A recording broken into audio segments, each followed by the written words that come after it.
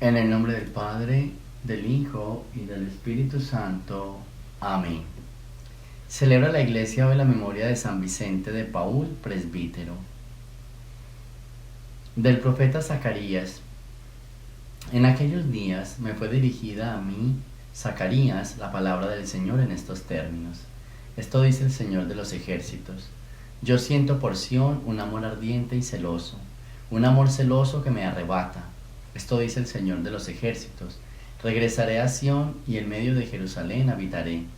Jerusalén se llamará ciudad fiel y el monte del Señor de los ejércitos, monte santo. Esto dice el Señor de los ejércitos. De nuevo se sentarán los ancianos y las ancianas en las plazas de Jerusalén, cada cual con su bastón en la mano, por su avanzada edad. Las plazas de las ciudades se llenarán de niños y niñas que jugarán en ellas. Esto dice el Señor de los ejércitos. Aunque esto les parezca imposible a los sobrevivientes de este pueblo, ¿acaso va a ser imposible para mí? Esto dice el Señor de los ejércitos. Yo salvaré a mi pueblo de los países de Oriente y Occidente, y lo traeré aquí para que habite en Jerusalén, y será mi pueblo, y yo seré su Dios, lleno de fidelidad y de justicia. Palabra del Dios. Del Santo Evangelio según San Lucas. Un día surgió entre los discípulos una discusión sobre quién era el más grande de ellos. Dándose cuenta Jesús de lo que estaban discutiendo, tomó a un niño, lo puso junto a sí y les dijo: El que reciba a este niño en mi nombre me recibe a mí, y el que me recibe a mí recibe también al que me ha enviado. En realidad, el más pequeño entre todos ustedes, ese es el más grande. Entonces Juan le dijo: Maestro, vimos a uno que estaba expulsando a los demonios en tu nombre, pero se lo prohibimos, porque él manda con nosotros. Pero Jesús respondió: No se lo prohíban, pues el que no está contra ustedes, está en favor de ustedes. Palabra del Señor. Vamos a escuchar primero un poco la biografía de San Vicente de Paúl y luego reflexionamos las lecturas.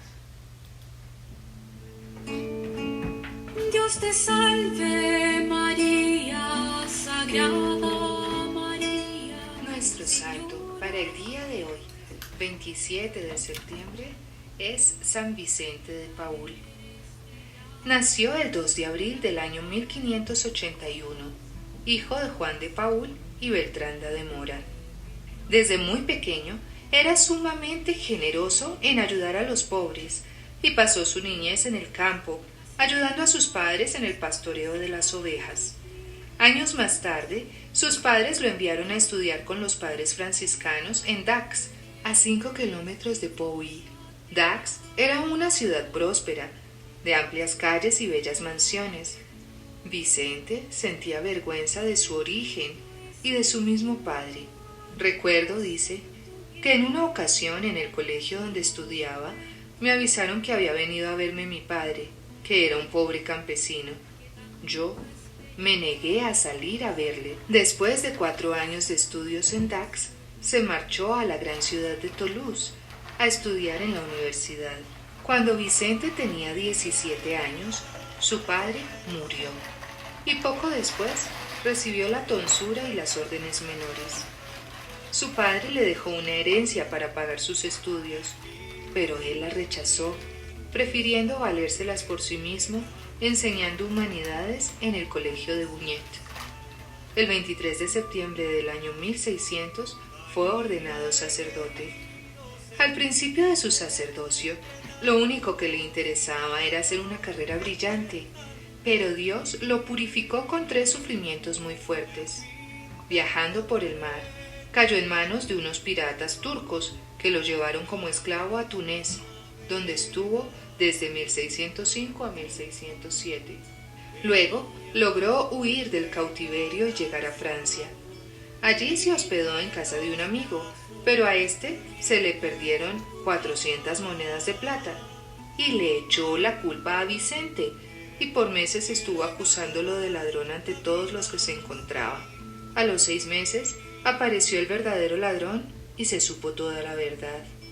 San Vicente, al narrar más tarde este caso a sus discípulos, les decía: es muy provechoso tener paciencia y saber callar, y dejar a Dios que tome nuestra defensa, La tercera prueba fue una terrible tentación contra la fe, que aceptó para lograr que Dios librara de esa prueba a un amigo suyo. Esto lo hizo sufrir hasta lo indecible, y fue para su alma la noche oscura. A los 30 años escribió a su madre contándole que, amargado por los desengaños humanos, pensaba pasar el resto de su vida retirado en una humilde ermita. Es entonces cuando cae a los pies de un crucifijo, consagra su vida totalmente a la caridad para con los necesitados. Dice el santo: me di cuenta de que yo tenía un temperamento bilioso y amargo, y me convencí de que, con un modo de ser áspero y duro, se hace más mal que bien en el trabajo de las almas. Y entonces me propuse pedir a Dios que me cambiara mi modo agrio de comportarme en un modo amable y bondadoso, y me propuse trabajar día tras día por transformar mi carácter áspero en un modo de ser agradable. Vicente fue nombrado capellán de las grandes regiones donde el ministro Gondi, amigo del santo y oficial de la marina, tenía sus haciendas. Allí el padre Vicente descubrió con horror que los campesinos ignoraban totalmente la religión, que las pocas confesiones que hacía eran sacrílegas, porque callaban casi todo y que no tenían quien les instruyera. Se consiguió entonces un grupo de sacerdotes amigos y empezó a predicar misiones por esos pueblos y veredas. De ahí le vino la idea de fundar su comunidad de padres vicentinos, que se dedican a instruir y a ayudar a los más necesitados. A donde iba, fundaba grupos de caridad para ayudar e instruir a los pobres. Se dio cuenta de que para dirigir estas obras necesitaba unas religiosas que le ayudaran. Habiendo encontrado una mujer de las cualidades especiales para estas obras, Santa Luisa de Marillac, junto con ella fundó a las Hermanas Vicentinas, que son ahora una de las comunidades más numerosas en el mundo.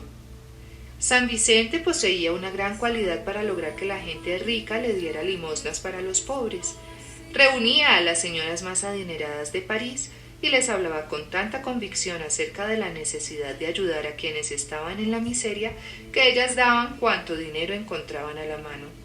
La reina, que se confesaba con él, le dijo un día: «No me queda más dinero para darle». Y el santo le respondió: «¿Y esas joyas que llevan los dedos y en el cuello y en las orejas?». Y ella le regaló también sus joyas para los pobres. También se dio cuenta de que la causa principal del decaimiento de la religión en Francia era que los sacerdotes no estaban bien formados. Por eso empezó a reunir a quienes se preparaban al sacerdocio para hacerles cursos especiales, y a los que ya eran sacerdotes los reunía cada martes para darles conferencias acerca de los deberes del sacerdocio.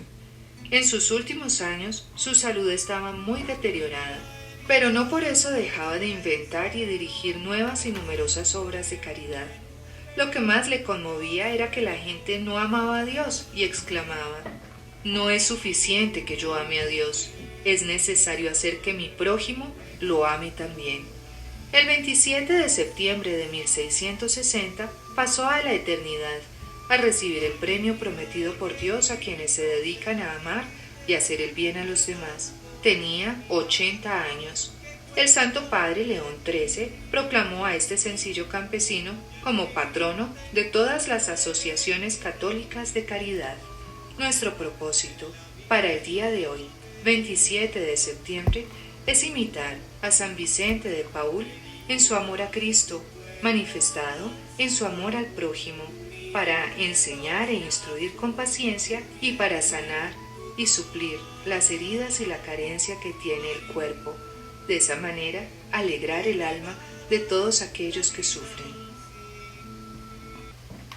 Bien, ahí tenemos pues la biografía de San Vicente, un santo bien importante para la iglesia, que trabajó por las misiones, por este trabajo de cómo hacer consciente y llevar la palabra de Dios a aquellas personas que todavía no lo conocen.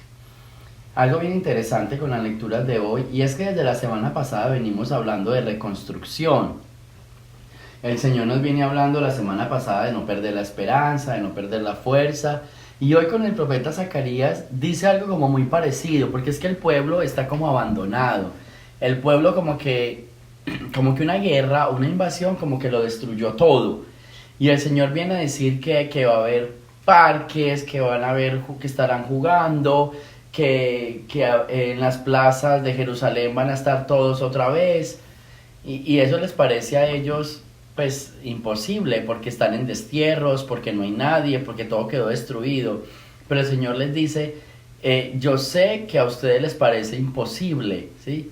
Pero la pregunta que les dice el Señor, ¿ustedes creen que para mí también es imposible? Y es algo bien bonito para hoy. Yo sé que estás viendo difícil tu cambio, pero si lo pones en manos de Dios, ¿tú crees que va a ser imposible para Dios? Entonces, la enseñanza aquí es, confía, pon en las manos de Dios. Uno a veces se desespera, se estresa, se agita, cae en ansiedad, cae en muchísimas cosas. Hey, pon tu vida en las manos del Señor. Pon tu vida en las manos del Señor y que Él nos va a ayudar. Porque a veces nosotros no somos capaces con nuestra propia fuerza. Y es ahí donde nos desesperamos.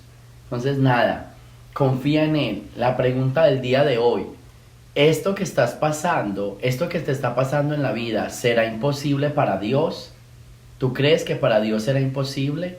Entonces confía en Él. Y volvemos al Evangelio, trae una parte del Evangelio de ayer.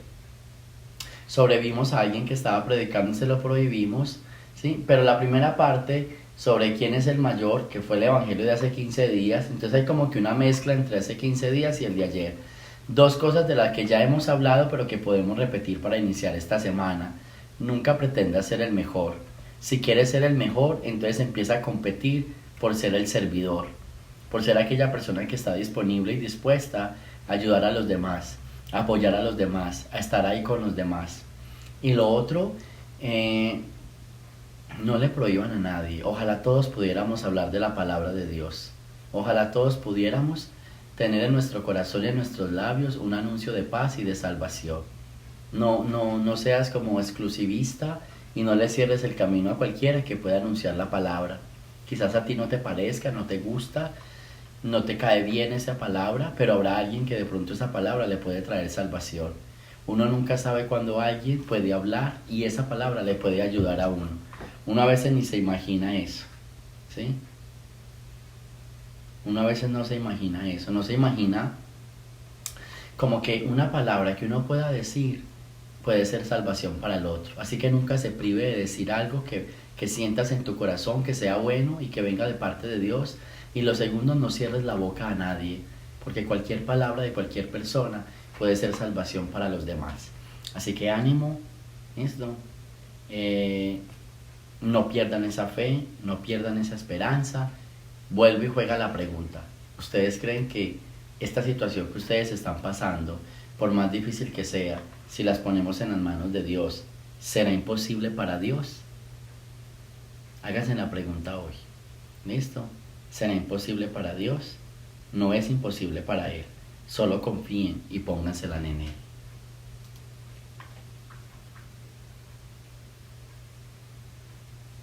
El libro del profeta Nahum. Este breve libro profético es una colección de poemas que anuncian la caída de uno de los peores opresores de Israel, el antiguo imperio asirio y su ciudad capital Nínive.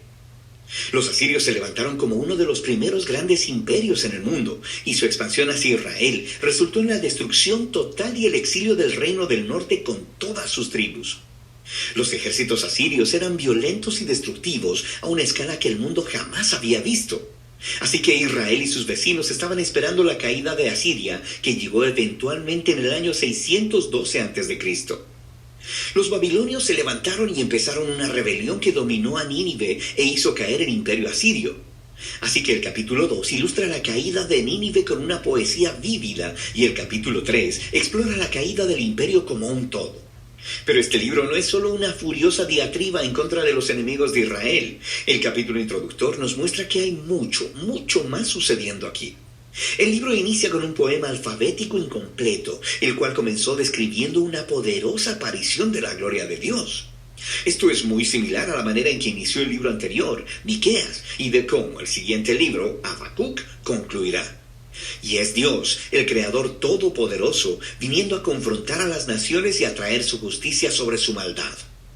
Y el poema empieza citando la famosa frase con la que Dios se describe a sí mismo después del incidente del becerro de oro en el libro de Éxodo, capítulo 34. El Señor es lento para la ira, Él es imponente en su fuerza, Él no dejará a nadie sin castigo.